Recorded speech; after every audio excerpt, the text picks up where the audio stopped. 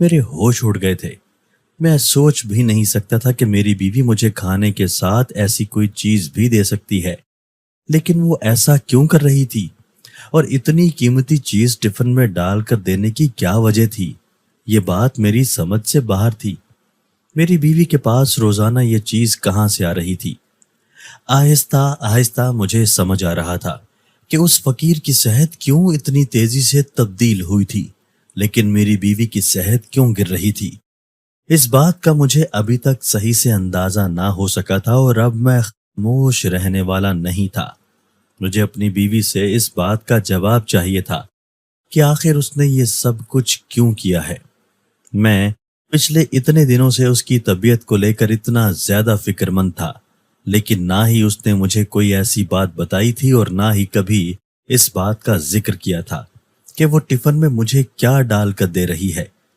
اگر وہ فقیر اپنی دعاؤں کے درمیان اس بات کا ذکر نہ کرتا کہ ٹفن کے اندر کوئی بہت قیمتی چیز بھی موجود ہے، تو شاید میں اس بات سے ہمیشہ بے خبر رہتا اور اپنا کھانا یوں ہی اس کے حوالے کرتا رہتا۔ میں اپنی سوچوں میں گم ٹفن کا ڈبہ لیے گھر واپس لوٹ آیا تھا۔ میری بیوی ندا مجھے اس وقت گھر پر دیکھ کر حیران ہوئی اور فوراً ہی پوچھنے لگی، وقار، آپ کی طبیعت تو ٹھیک ہے، آج آپ دوپہر کے وقت کیسے گھر لوٹ آئے ہیں؟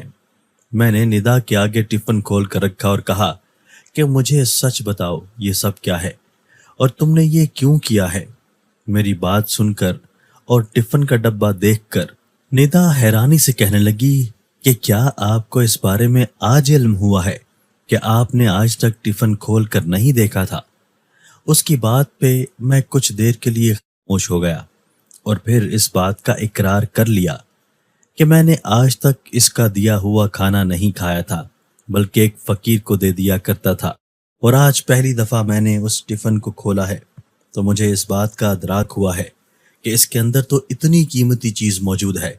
آخر تمہیں یہ چیز کہاں سے ملی اور اس کو ٹفن میں دینے کا کیا مقصد ہے؟ میری بات سن کر پہلے تو وہ کافی دیر خاموش ہو گئی، اور پھر اس کے بعد اس نے ایک ایسے سچ سے پردہ اٹھایا جسے جان کر میرے رونگٹے کھڑے ہو گئے۔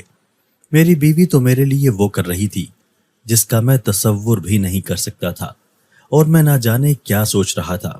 یہ جان کر آپ بھی دنگ رہ جائیں گے کہ میری بیوی ٹفن میں کون سی قیمتی چیز رکھ کر مجھے دیا کرتی تھی۔ میرا نام وقار ہے۔ میرا تعلق سندھ کے ایک پڑھے لکھے گھرانے سے ہے۔ آج سے پورے 1 سال پہلے میری اور ندا کی پسند کی شادی ہوئی تھی۔ وہ ایک بہت ہی محبت کرنے والی اور سلیقہ شعار بیوی تھی۔ اس کے اندر ہر وہ خوبی موجود تھی جو کسی کا بھی دل جیت سکتی تھی، اور یہی وجہ تھی کہ میں نے ہمیشہ ندا کی ہر بات کو دل سے قبول کیا تھا۔ میرے گھر والے اندرون سندھ میں رہتے تھے اور مجھے نوکری کی غرض سے ندا کے ساتھ شہر آ کر شفٹ ہونا پڑا تھا۔ نئے شہر اور نئی جگہ ہونے کے باوجود بھی ندا کی موجودگی میں میں نے کبھی خود کو اکیلا محسوس نہیں کیا تھا۔ ہر مشکل، ہر دکھ پریشانی میں وہ ہمیشہ میرے ساتھ کھڑی رہی تھی، لیکن کبھی کبھی وہ اس قدر عجیب حرکتیں کر جاتی کہ میں حیران رہ جاتا۔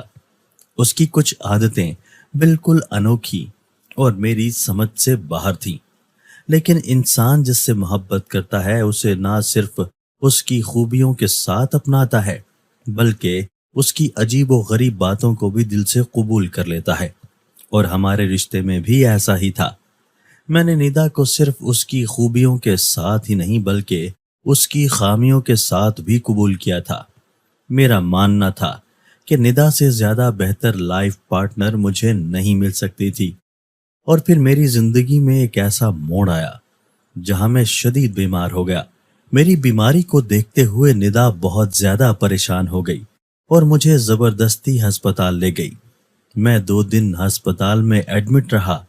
میرے بہت زیادہ ٹیسٹ ہوئے اور مجھے ڈسچارج کرتے وقت بتایا گیا کہ باہر کے کھانے کی وجہ سے میری طبیعت ناساز ہوئی تھی۔ ندا تو فوراً میرے گھر والوں کو اطلاع کر کے بلانا چاہتی تھی، لیکن میں نے اسے سختی سے منع کر دیا تھا کہ وہ ایسی کوئی غلطی نہ کرے، کیونکہ میں جانتا تھا کہ میری اماں تو چھوٹی سی بات کا بھی ہوا بنا دیں گی اور میری زندگی مشکل ہو جائے گی۔ मुझे इतना ज्यादा भी कुछ नहीं हुआ था, इसीलिए मैंने खुद को संभाल लिया और जल्दी ठीक हो गया। लेकिन अगर कुछ ठीक नहीं हुआ था तो वो निदा का हसास रवैया था। जिस दिन से मैं अस्पताल से छुट्टी लेकर घर आया था, वो मेरे साथ अजीबो गरीब बर्ताव कर रही थी, जैसे मैं हद से ज्यादा बीमार हूं या फिर कोई छोटा सा बच्चा हूं। मैंने कई दफा उसे समझाने की कोशिश की कि मैं बिल्कुल ठीक हूं, लेकिन वो तो मेरी हर छोटी से छोटी बात पर नजर रखने लगी थी। और सबसे बड़ी मुश्किल की बात यह थी कि अब वो मुझे बाहर के खाने को देखने भी नहीं दे रही थी। हर रोज मुझे घर से खाना बना कर दिया करती, ताकि मैं कोई बद परहेजी ना करूं। मैं इन सब पाबंदियों से बेइंतहा तंग आ चुका था। इसलिए एक दिन मैं डाइनिंग टेबल पर रखे टिफिन को नजरअंदाज करके खामोशी से घर से दफ्तर के लिए निकल रहा था कि मेरी बीवी निदा ने मुझे पीछे से आवाज दी और कहने लगी, वकार, आप आज फिर अपना टिफिन भूल कर जा रहे हैं। उसके जारहाना अंदाज देखकर मैं घबरा गया था। मैंने ड्रामा करते हुए सर पर हाथ मारा और कहा, हाँ निदा, मैं जल्दी जल्दी में भूल गया। जबकि सच तो ये था कि मैं जानबूझकर टिफिन घर पर ही छोड़कर जाना चाहता था, लेकिन मेरी बीवी निदा के होते हुए ऐसा कहाँ मुमकिन था। उसे तो मेरी हर छोटी से छोटी चीज याद रहती थी। निदा की वजह से मैंने मजबूरन अपना टिफिन उठाया और घर से निकल गया, लेकिन मेरा घर का खाना खाने का कोई इरादा नहीं था। मुझे बाहर के खानों का बहुत शौक था, लेकिन बाहर के खानों से अक्सर मेरी तबीयत खराब हो जाया करती थी और मुझे स्किन एलर्जी भी रहती थी। और अब तो मैं 2 दिन अस्पताल में भी गुजार कर आया था, इसीलिए निदा मुझे पाबंदी से घर का खाना दे रही थी। लेकिन मैंने एक दिन भी टिफिन खोल कर नहीं देखा था, बल्कि मैं हर रोज उस टिफिन को अपने ही क्लर्क को दे दिया करता। आज मैं ऑफिस के बाहर अपनी गाड़ी से उतरा तो मुझे ऑफिस के दरवाजे के करीब ही एक बंगाली फकीर बैठा नजर आया। उस बेचारे की हालत भूख से निढाल नजर आ रही थी। मैंने उसकी तरफ देखा तो वो मुझसे खाने के लिए पैसे मांगने लगा। मैंने कुछ सोचकर अपना टिफिन उसकी तरफ बढ़ा दिया और कहा कि वो खाना खाकर मेरा टिफिन चौकीदार के हवाले कर दे। मुझे तो जैसे तैसे उस खाने से जान छुड़ानी थी और एक फकीर को खिलाकर तो मुझे सवाब ही मिलना था। यही सोचकर मैंने उसे ये खाना दे दिया। मेरे हाथ से टिफिन लेकर फकीर बहुत खुश हुआ और मुझे दुआएं देते हुए जल्दी जल्दी टिफिन खोलने लगा। वाकई वो बहुत ज्यादा भूखा लग रहा था। खाना देखकर उसके चेहरे पर खुशी आ गई थी।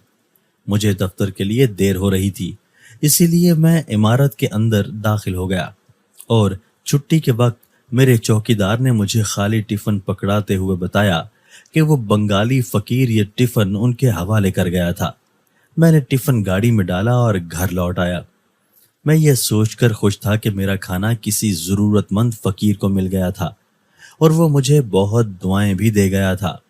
मैं घर में दाखिल हुआ तो निदा ने मेरे हाथ से टिफिन लेते ही पूछा, वकार, आपने सारा खाना खत्म कर लिया था ना? मैंने फौरन कहा, हाँ, मैंने सब कुछ खाया है, तुम फिक्र ना करो। जबकि सच तो ये था कि मैंने KFC से ऑर्डर करके खाना मंगवाया था। मुझे तो ये इल्म भी नहीं था कि निदा ने टिफिन में मुझे क्या बना कर दिया था। मेरी बात सुनकर निदा के चेहरे पर खुशी दौड़ गई कि मैंने उसका दिया हुआ खाना पूरा खत्म किया है। मुझे उसकी मासूमियत पर प्यार आ रहा था।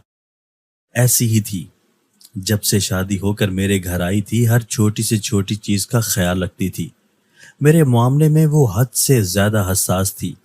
मुझे छींक भी आ जाती तो सारा घर सर पर उठा लेती।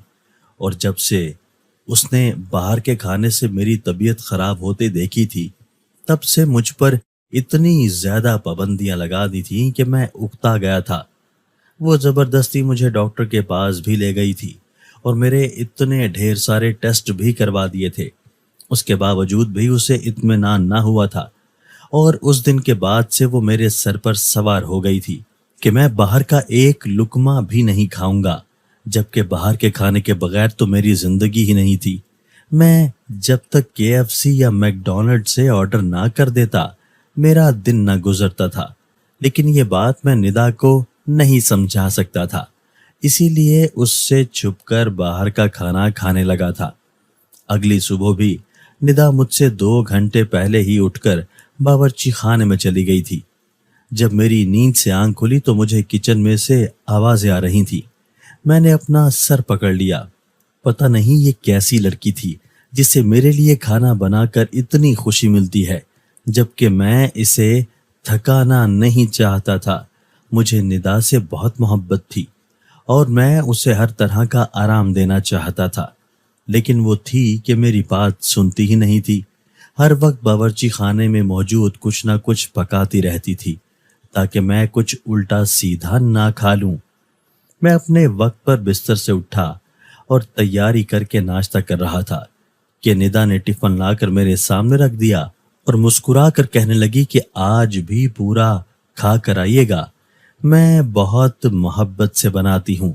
میں نے مسکرا کر ندا کی طرف دیکھا اور کہا کہ اس سب کی کیا ضرورت ہے، میں کوئی چھوٹا بچہ تھوڑی ہوں، تم خواہ مخواہ اتنی صبح اٹھ کر ان چکروں میں پڑ جاتی ہو۔ ایک آدھ دفعہ باہر کے کھانے سے میری طبیعت خراب ہو گئی تو اس کا مطلب یہ نہیں ہے کہ ہر روز ہی ایسا ہوگا۔ میری بات پر ندا کہنے لگی کہ اسے یہ سب کر کے خوشی حاصل ہوتی ہے، اسی لیے میں اسے منع نہ کروں۔ اس کی بات سن خاموش ہو گیا اور ٹفن لے کر گھر سے نکل پڑا۔ نادانستہ طور پر گاڑی سے اترتے ہی میری نگاہوں نے اس بنگالی فقیر کی تلاش شروع کر دی تھی۔ میں گھر کا بنا ہوا کھانا ضائع نہیں کرنا چاہتا تھا۔ کچھ دیر کی تلاش کے بعد مجھے وہ فقیر کچھ دور نظر آ گیا۔ میں نے اسے اشارے سے بلایا تو وہ دوڑا چلا آیا اور میرے ہاتھ سے ٹفن پکڑ کر مجھے دعائیں دینے لگا۔ میں نے اسے دوبارہ ٹفن چوکیدار کو دینے کی ہدایت کی اور دفتر میں داخل ہو گیا۔ اب مجھے سکون تھا کہ میرا کھانا ایک مستحق اور ضرورت مند کو پہنچ رہا ہے اور میں خود باہر سے آرڈر کر کے ہی کھانا کھا رہا تھا۔ اسی طرح میری بیوی بھی خوش تھی اور میں بھی۔ یہ سلسلہ یوں ہی چلتا رہا اور مہینہ گزر گیا۔ میں پورے 1 مہینے سے اس بنگالی فقیر کو اپنا کھانا دے رہا تھا اور وہ ہر روز ہی مجھے دعائیں دیتا تھا، اور حیرت کی بات تو یہ تھی کہ اس کی صحت میں واضح تبدیلی محسوس ہو رہی تھی۔ اب تو وہ فقیر بھی معلوم نہیں ہوتا تھا، اس کی صحت تو مجھ سے بھی اچھی ہو گئی تھی۔ وہ مجھے دیکھتا تو خوشی خوشی خود ہی میرے پاس دوڑا چلا آتا اور ٹفن لے کر اسے کھولنے بیٹھ جاتا۔ اب تو اس کی اس بے صبری حرکت پر مجھے ہنسی آیا کرتی تھی۔ آج کل دفتر میں بہت زیادہ کام تھا اور میں گھر پہنچنے میں کافی لیٹ ہونے لگا تھا۔ میں آدھی رات کو بھی گھر واپس جاتا تو ندا میرے انتظار میں بیٹھی ہوتی اور مجھے دیکھتے ہی اس کا چہرہ کھل جاتا۔ لیکن پتہ نہیں کیوں مجھے ندا کی طبیعت کچھ ٹھیک نہیں لگ رہی تھی۔ میں نے 1-2 دفعہ اس سے پوچھا بھی کہ تمہاری طبیعت تو ٹھیک ہے۔ اس کی آنکھوں کے نیچے واضح ہلکے دکھائی دینے لگے تھے۔ میری بات سن کر وہ مسکراتے ہوئے کہہ دیتی، میں بالکل ٹھیک ہوں، مجھے کیا ہوگا؟ لیکن پتہ نہیں کیوں مجھے وہ پہلے سے بہت کمزور لگنے لگی تھی۔ جیسے جیسے دن گزر رہے تھے، فقیر کی صحت میں آنے والی تبدیلی مجھے بہت واضح دکھائی دے رہی تھی، اور ندا کی گرتی ہوئی صحت بھی مجھ سے ڈھکی چھپی نہ تھی۔ میں نے ندا کو ڈاکٹر کے پاس لے جانے کی بات کی تو وہ فوراً ہی ناراضگی سے کہنے لگی کہ پتہ نہیں وقار آپ کو کیا ہو گیا ہے، ہر وقت میرے پیچھے ہی لگے رہتے ہیں، میری صحت بالکل ٹھیک ہے، میں جو کچھ کر رہی ہوں آپ کے لیے ہی کر رہی ہوں۔ شاید صبح جلدی اٹھنے اور رات کو دیر تک جاگنے کی وجہ سے میں آپ کو کمزور دکھ رہی ہوں۔ آپ میری فکر کی بجائے جلدی گھر آ جایا کریں، میں خود ہی ٹھیک ہو جاؤں گی۔ ندا کی یہ بات سن کر میں مطمئن ہو گیا تھا۔ شاید واقعی وہ بہت کم نیند لینے لگی تھی، اسی لیے اس کی صحت میں فرق آ رہا تھا، اور وہ بھوکا فقیر، اسے بھی روزانہ اتنا اچھا گھر کا کھانا کھانے کو مل رہا تھا، اسی لیے اس کی صحت بھی اچھی ہو رہی تھی۔ یہی سوچ کر مجھے تسلی ہو گئی تھی، مگر مجھے کیا خبر تھی کہ اس کے پیچھے کیا راز پوشیدہ ہے۔ ایک دن میں دفتر سے گھر لوٹا تو ندا کی طبیعت مجھے زیادہ خراب لگ رہی تھی और फिर वो रात का खाना लगाते लगाते चकरा कर गिरने लगी। तो मैंने फौरन से उसे सहारा देकर जमी बोस होने से बचा लिया और गुस्से से कहा कि तुम अपना ख्याल रखती नहीं हो और मेरी इतनी फिक्र करती हो। चलो अब मेरे साथ डॉक्टर के पास, ताकि तुम्हारा सही से चेकअप हो सके। लेकिन निदा ने तो साफ इनकार कर दिया और कहने लगी कि मुझे डॉक्टर्स की जरूरत नहीं है, बस आपकी मोहब्बत और साथ चाहिए। जब तक आप मेरे साथ हैं मुझे कुछ नहीं होगा। मेरे गुस्से का भी उस पर कोई असर नहीं हुआ था और वो बिल्कुल भी डॉक्टर के पास जाने के लिए राजी नहीं हुई थी। वो हमेशा से ही ऐसी थी। डॉक्टर के नाम पे उसकी जान निकलती थी। दरअसल निदा मेरे चचा की बेटी थी और हम दोनों बचपन से ही एक दूसरे से मोहब्बत करते थे। यही वजह थी कि हमारी मोहब्बत बहुत ज्यादा गहरी थी। निदा को मेरी हर छोटी से छोटी बात की खबर रहती थी और वो मेरा हद से ज्यादा ख्याल भी रखती थी। लेकिन मैं देख रहा था कि आजकल वो अपनी तरफ से बहुत लापरवाह हो गई थी। उसने डॉक्टर के पास जाने से इनकार किया तो मैं उससे नाराज हो गया और कहा कि मैं उस वक्त तक बात नहीं करूंगा जब तक वो डॉक्टर के पास नहीं जाएगी।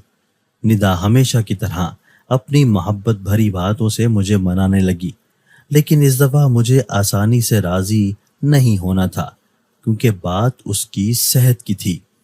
अगली सुबह भी मैं उससे बात किए बिना ही नाश्ता करके घर से निकलने लगा तो उसने जबरदस्ती टिफिन मेरी गाड़ी में रख दिया। मैं रोजाना की तरह टिफिन बंगाली फकीर को देकर आगे बढ़ने ही वाला था कि वो फकीर जोर जोर से मुझे दुआएं देते कहने लगा, साहब जी, आप बहुत बड़े दिल वाले हैं। लोग तो हम फकीरों को रुपया देते हुए भी 100 बार सोचते हैं और आप रोजाना अपना खाना मुझे दे जाते हैं और सिर्फ खाना ही नहीं बल्कि इतनी कीमती चीज भी खाने के साथ मुझे दे जाते हैं कि मैं हैरान होता हूँ कि खुदा ने आपको कितना बड़ा दिल दिया है। उस फकीर की बात सुनकर मैं चौंक गया। मैं भला ऐसी कौन सी कीमती चीज उसे दे रहा था कि वो हैरान हो रहा था। घर का बना हुआ खाना ही तो था। लेकिन जिस तरह वो फकीर मुझे दुआ दे रहा था और जिस तरह की बात कर रहा था, मैं हैरान परेशान सा उसे देखने लगा। दिल तो कर रहा था कि मैं उस फकीर से पूछूं कि वो किस कीमती चीज की बात कर रहा है, लेकिन ये बात मेरी जात को गवारा न थी कि मैं एक फकीर के सामने अपनी लाइल्मी का इजहार करूं कि मुझे यही मालूम नहीं कि मेरी बीवी मुझे टिफिन में क्या दे रही है। मेरे दिलो दिमाग में एक अजीब सी हलचल मच गई थी। मेरी बीवी का कमजोर सा वजूद मेरी आंखों के सामने आ रहा था और साथ ही साथ उस फकीर का सेहतमंद जिस्म भी मैं देख रहा था। कोई तो ऐसी बात थी जिससे मैं लाइल्म था और यही बात जानने के लिए मैंने फैसला किया था कि अब मैं अपना टिफिन फकीर को नहीं दूंगा बल्कि खुद खोल कर देखूंगा। मैं चाहता तो सीधी तरह निदा से भी सवाल कर सकता था, लेकिन मैं उससे नाराज था। इसीलिए मैंने खुद को एक दिन और रोकने का सोचा और अगले दिन का इंतजार किया। अगले दिन मैं सुबह जल्दी उठ गया।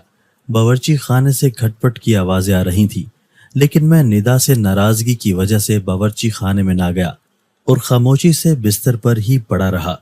और फिर अपने रोजाना के वक्त पर तैयार होकर दफ्तर जाने के लिए निकलने लगा तो डाइनिंग टेबल पर रखा टिफिन का डब्बा उठाना भूल गया।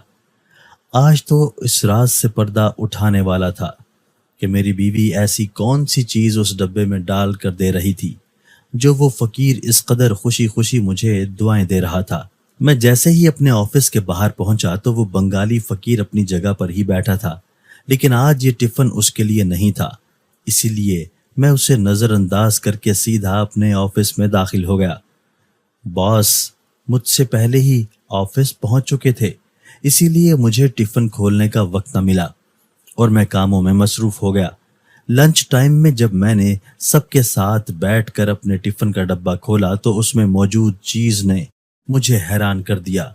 2 छोटे छोटे डब्बों पर मुश्तमिल इस टिफिन के पहले डब्बे में तो खाना मौजूद था, लेकिन दूसरे डब्बे में अजीब से काले रंग के छोटे छोटे अंडे थे जिन्हें शायद निदा ने ऑयल में फ्राई किया हुआ था। ये मेरे लिए बहुत ही हैरान कुन थे क्योंकि मैंने इस तरह के अंडे आज से पहले नहीं देखे थे और देखने में ये मुझे किसी खास किस्म की मछली के अंडे लग रहे थे। इससे पहले कि मैं समझ पाता ये क्या है, मेरे एक कोलीग जो मेरे साथ ही बैठे थे वो बंगाली भी थे और मछलियों के बेइंतहा शौकीन भी, एकदम चीख पड़े और कहने लगे, ये इतनी कीमती चीज तुम्हारे पास कैसे आई?